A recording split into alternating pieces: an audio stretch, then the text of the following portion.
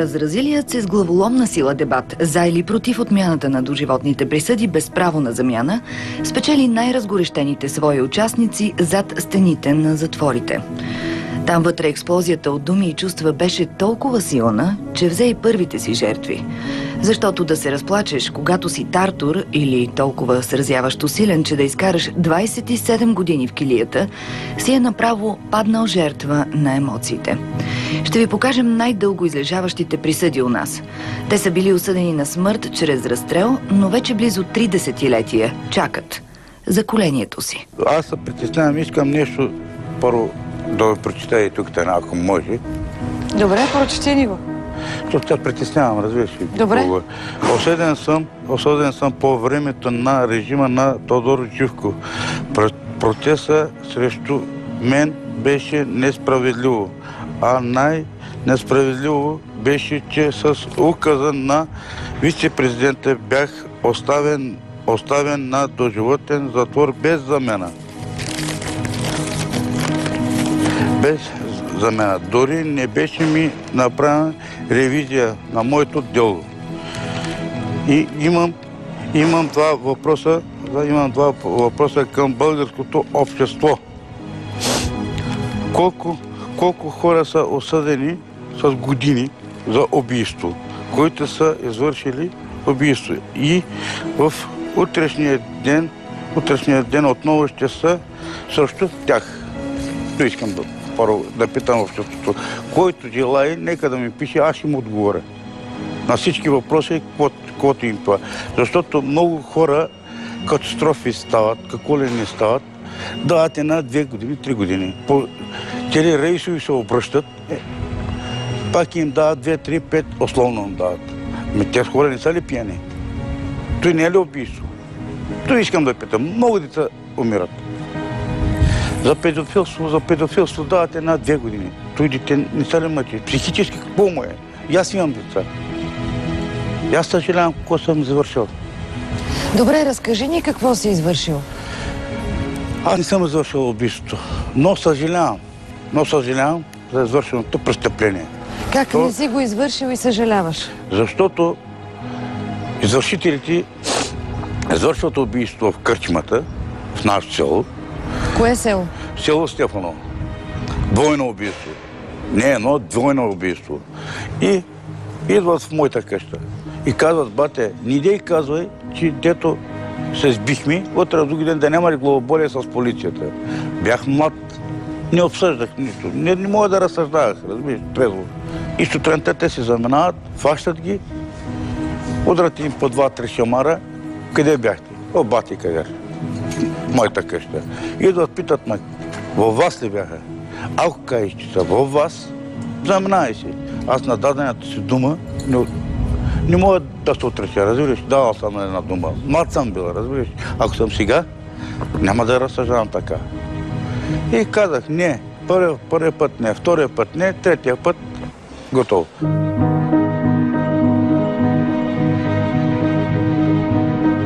На 8 човека изпълниха им смъртно наказание. И мене щяха да ме убият. Аз точно 11 години и 29 дена. Чакаш да те разстрелят? Чаках да ме убият в смъртна килия. Сам че килията от всякъде вода тече. От всякъде вода. Зато и зъбите ми спадаха, зато и косата ми спада. 11 години, 4 пръста вода има вътре килията. Килията е 18 килия, първи в коридор. Едно отдело, една въглавница и един дюшек. Друг нямаш. Нямаш право на букви, на каквото и да се учиш, каквото и да е. Всеки момент на штракване на вратата ти се страхваш. То психически се разбиваш. Психически нямаха и от теб. После заменят смъртната с... доживотна без право на замяна. Зарадва ли се? Какво ще да радвам? Доживотна без право е мъчителна смърт. Къде имам един приятел, 24 години лежи, Боян Русев, Обретенов се казва. 6 молби пише. До съда. Отказват ме. Първия път пише, да, поправя се, продължава. Поправя се, продължава. И до кога този човек се поправя се, а не му даваш шанс за излизане. 3 пъти отказ. 3 пъти ти отказват да сменят присъдата? Да, поправя се, продължава така. Човека е оженен 25 години, жена му го чака. Не всяко жена чака. Той те чака. Чака, да. Какво чака? Ау, много лошо разбира.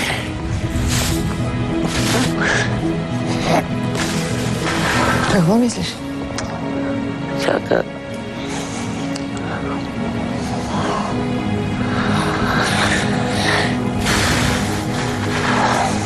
Кое е по-тежко? Да си тук или да мислиш за тях? Много лошо въпрос. Труден въпрос. Чака някой ден с краката напред да излезе. Той чака. Нали е да те вижда?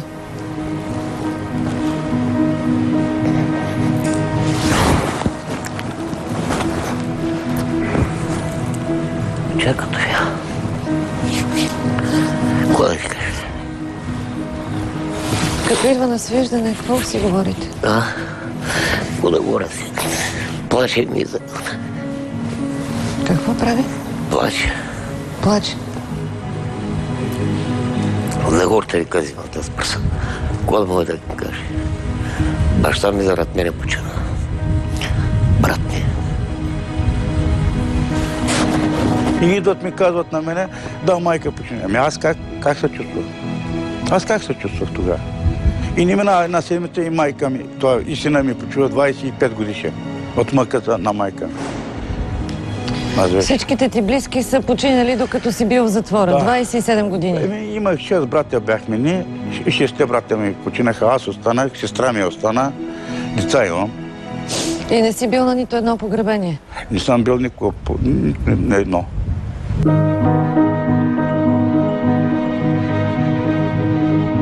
Убил си педофил. Да. Разкажи ни какво е станало. На един мой приятел на детенцето с пръзго дупче и го търсех няколко дни. Коня, доста време. Обаче изчезна от града, върна се. Никам защо го направите за работа. Защо е блудствал с детето? Да. Го пита. Той почна да ми се прави на интереси. Ударя го. Един път. Два пъти. Бях пил. Ей толкова. Аз не съм алкохолик навънка. Не знам как стана този дело. Взимам в ръцете ми. Той не беше умрял. Как да ти го кажа? Застана и така някакси. Аз го видях, че има кръв, го оставях. На всяка грешка има прошка. Щом човек пие, например, сте убиец. Вие искате прошка. Но когато не ви дават прошка, Господ как ще ви даде прошка? Истински убийци малко ли са вънка? Защото тях не ги фащат. Мафият и какво ли не. Защо не ги фащат? А ги остават на свобода, защото парите лежат заради тях. А ние, дето от старо време, от тоталитарно време, дето едно време присъда без присъда, с доказателства без доказателства, убиваха, изпълняха им на 8 човека смъртни присъди, на тях не им дава, защото нас назимат като бройка. Нас назимат като бройка. Има ли изкупление греха ти? И неговите деца плачат като мене. Като моите деца и неговите деца плачат. Съжалявам, кое съм го направил, човек. И той имаше деца. Съжалявам, най-вече съжалявам неговите деца. Ако някой убие децата ти, каква присъда ще искаш за него? Кога присъда ще му искам? Ще му искам 15-20. Нека да има този човек втори шанс. Той се осъзна и вината си. Ако са твоите близки? И моите близки да са. Пак също нещо ще го искам. Пак също нещо ще го искам. Няма да искаш до животна? Не. До живота това е мъчителна смърт. Мъчителна смърт е. По-хубаво куршуна, отколкото това до живота да се даде. Какво изпусна? Всичко много. Много. Какво е много? Спуснах с родителите си. Спуснах, което имах възможност да работя. Да се гледам семейство. Жена ми. Ще го дадете ли всичко на телевизията? Да ви кажа, жена ми се ожени един път. И пак се пребрахме за детето.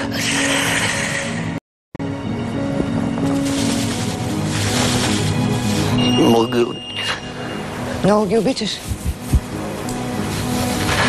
Те го знаят, нали?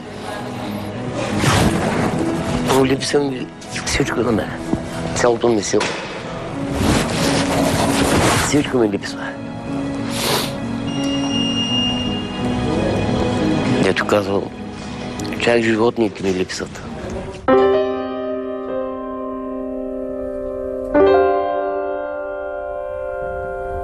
И кой би помислил, че може да остане нормален след цял живот на тъмно? Твърдят, че може. Връзката със света са само мислите им. Тази връзка често е по-съвършенна от онази на хората на свобода, защото я искат, а мислите им не са опорочени от грозни думи, обиди и интереси. Няма срещу кого да ги изрекат. Свижданията, ако има такива, са кратки и през решетките, като в зоологическата градина. Единият мълчи. Когато ми отмениха смъртна пръса, когато ми дойдеха да жот, пикам, отървах куршума. Самото и си помислях. Обаче след време, когато ме затвориха в една килия, не е до прозореца, не е до вратата, и тогава викам, той е по-лош. До смъртта, поне смъртната убивата и занимаваш. Ще плаче майките, баща ти. 2-3 години, 5 години, 10 години ще забравят.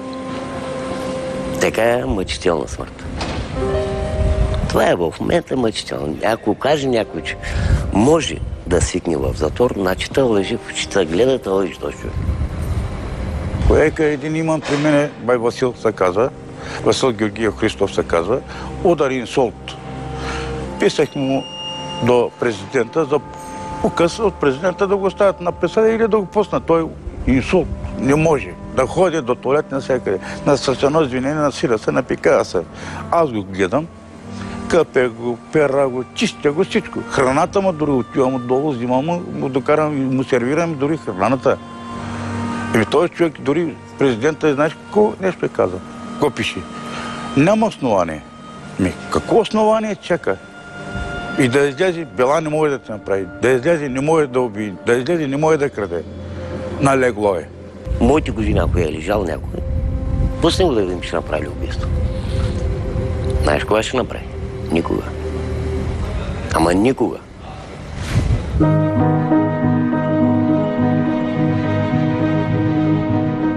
Как се носи до животна присъда? Твар. Мъчителна смърт. Всеки ден? Всеки ден умираш по-малко. Всеки Божия ден умираш по-малко.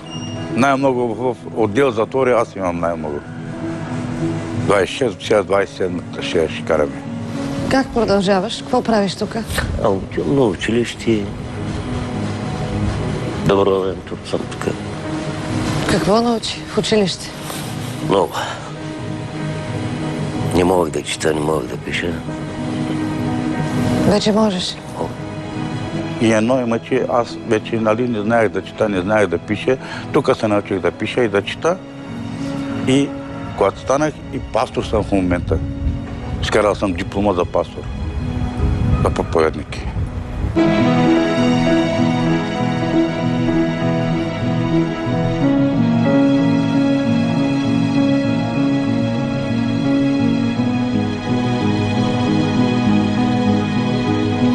Те вярват, че са изкупили вината си. Посрещането на деня със слънце на решетки е забавно няколко дни. После сетивата им ги водят до лудост, редуваща се с примирие, редуващо се с търсене на опрощение. После гняв, накрая търсене на спасение, безпомощност и пак от начало. Аналогично на кръговете в карето. Да, убиецът е станал пастор и това е възможно. Какво ще стане, ако пуснат всички убийци на свобода? Всички убийци, трябва да се минат през психотекстове. Аз съм минал през всички психотекстове, всички неща съм минал. И се доказва, че съм се поправил напълно. Дори и старшини и администрация могат да питат и да видим какъв човек са. Предлагаш да убийците да минат на психотест и... Истинските убийци са вънка, ходят, които са банкери, колене барони, а ние от старото тоталитарното време сме толкова в затвора. Аз не съм се родил в затвора и съм дете на затвора. Аз имам близки семейство, деца имам, внуци имам. Майка ти идва ли? И идваше. Тя не може да вари сега. От кога не си я виждал? Година и нещо, 2. Много е лошо. Много е лошо. Абе, какво да кажеш, съжалявам, кое съм. Съм причина на тях и на себе си.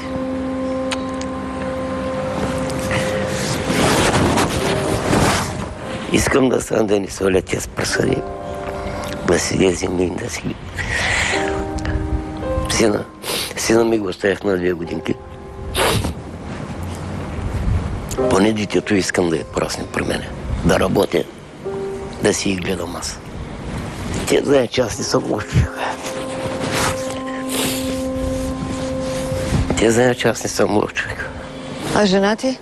Жена ми са ушени, ама само да я каже, ала, ще дойде. Ама не ми трябва. Жена, моите семейството ми, децата, внуците ми. Не мога да й помогна. Безработна. Почна да проси. Кой? Жена. Жена ти? Няма пари. От тук, мен тези старшините знаят, ми дават сапун. Скарвам сапун на съпругата си, на майка ми пращам. Деля си храничката, изпращам на майка. Когато идват да си виждат. От тук заделяш храна от затвора да изпратиш? Да. Сапуни си скарвам. Какво да правим? Вместо те да ти носят, ти заделяш от затвора? Няма майка. Тя е възрастна жена. Ще се видите ли някога? Другия свят може. Какво искаш да й кажеш? Много е обичам, какво да й кажа. Това ли? Съжалявам.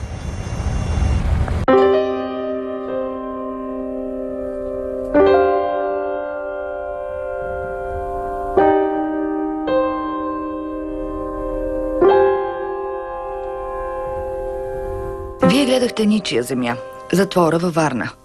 Надзирателите тук се грижат за охраняваните по-добре, отколкото за близките си, защото смените не позволяват да ги виждат. Охраняваните са тук толкова дълго, че сменят сакилийниците си непрекъснато, поради смърт, както се казва. Има хора обречени да нямат бъдеще по-далеч от столовата. Виждат света през книгите и през дебелите диоптри на греховете си. Всичко е толкова изкривено, че думите им «искам да се грижа за семейството си» изглеждат толкова невъзможни, колкото и неоткровенни. Но за нас, къде е кривото огледало?